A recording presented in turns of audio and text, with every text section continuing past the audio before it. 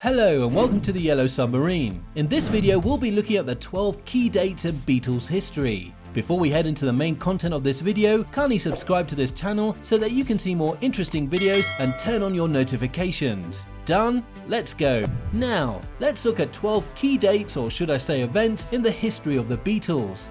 1. 1st of January 1962. The worst thing that can ever happen to an upcoming entertainer happened to the Beatles on this day. What happened? Let's go to 1961. The band's manager Brian Epstein met with record companies in London to secure a record contract, and he was rejected by many components. In December of that year, there was a breakthrough. Epstein was able to convince an executive officer of Decca Studios, and the executive travelled to Liverpool to see the Beatles perform at the Cavern Club. He was impressed and asked Epstein to bring the boys down to London for a test in Decca's recording studios, scheduled for the 1st of January 1962. This was what the Beatles were waiting for. They wanted it. What then happened? On December 31st of 1961, the Beatles travelled through a snowstorm from Liverpool to London. Due to the snowstorm, their driver lost his way and spent 10 hours on the road. Lennon, Best, McCartney and Harrison were punctual, but the audition was delayed due to the lateness of one of the judges. As of 1962, the standard procedure for an audition of this type was to record between 2 and 5 songs, and then the organisers quickly ushered the artists out of the studio. The Beatles did the unbelievable. They recorded 15 songs. The songs were a mixture of rock, R&B originals and rocked up standards. Dick Rowe, the artist and repertoire office of Decca, was not impressed, and he told Epstein that guitar groups are on their way out. It was a sad happy new year for the boys. Decca instead picked Brian Paul and the Tremolos, who auditioned the same day as the Beatles.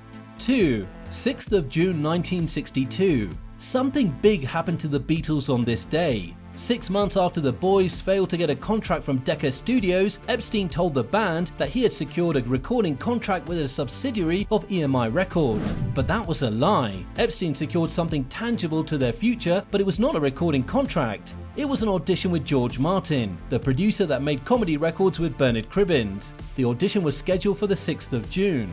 The boys set up their instruments on this fateful day in Studio 3 at Abbey Road, London. The band started the audition with a cover of Consuelo Velasquez's bolero ballad Bésame Mucho, Kiss Me a Lot. George Martin was unimpressed and excused himself to get a tea. The band launched into the next track, Lennon McCartney's Love Me Do. Then, someone was sent to get Martin and he took over the session, but he wasn't convinced. So, he called the boys in and showed them their weaknesses and how they could tackle them. Then Martin asked them if they had something to say, and George Harrison said, "Well, for a start, I don't like your tie." Everybody laughed and the stiff atmosphere was eased. George Martin gave the band a recording deal with Parlophone despite their woes. Sir George Martin inspired the boys to greatness, and that's why he was known as the 5th Beatle. 3. 22 March 1963. The Beatles released their first album titled Please Please Me. You know, George Martin already gave the boys the ticket to showcase their skills, so the band went to Abbey Road on February 11th of 1963, and by 11 PM that day they were done recording. It was a hectic day for George Martin, the Beatles and the workers at Abbey Road. The band was called into the studio while they were on a tour with Helen Shapiro, and they didn't go for a lunch break. On a normal day in the 1960s, recording sessions don't pass 10 PM, but that day was an exception. The album was released on March 22, 1963, and it consisted of 14 songs. I Saw Her Standing There, Misery, Anna Go to Him, Boys, Chains, Please Please Me, Love Me Do, Ask Me Why, Baby It's You, Do You Want to Know a Secret, P.S. I Love You, A Taste of Honey, There's a Place, and Twist and Shout. The album peaked first on the official UK charts and 4th on the German Officiel Top 100 albums.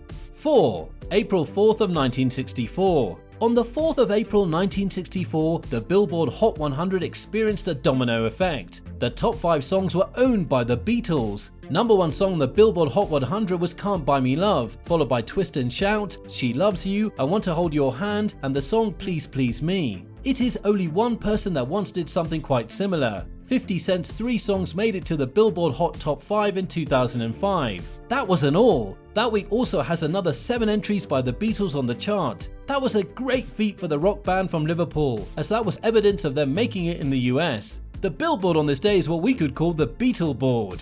5. October 26, 1965. This day was special in the history of the Beatles as the band set out of their homes, not for a show but a visit to Buckingham Palace. The royal family noticed their greatness and decided to honour them with member of the Most Excellent Order of the British Empire, MBE medals from Queen Elizabeth II. The band even had the chance to interact with Queen Elizabeth II and asked McCartney how long they'd been together. McCartney said they have been together for many years. Ringo Starr intercepted and said 40 years, and this made the Queen laugh. The Most Excellent Order of the British Empire was created by King George V in 1917 to honour those who served the country non-combat roles in World War I. 6. 27th of August 1965. The joy of meeting your role model is on another level. You've seen that when football fans meet Ronaldo or Messi. On the 27th of August 1965, the whole rock world was shaken. The quake happened on the evening of this particular date in the United States. What happened? The Beatles went to see the king of rock and roll, Elvis Presley, at his Beverly Hills mansion. The group and Elvis Presley talked for a very long time, and there were songs too, though there was no picture or recording of their meeting. Things kings do. The meeting was planned like that. There should be no reporters or pictures. The boys went to Presley's mansion in 3 big black limousines. It was a memorable day for the Beatles. 7.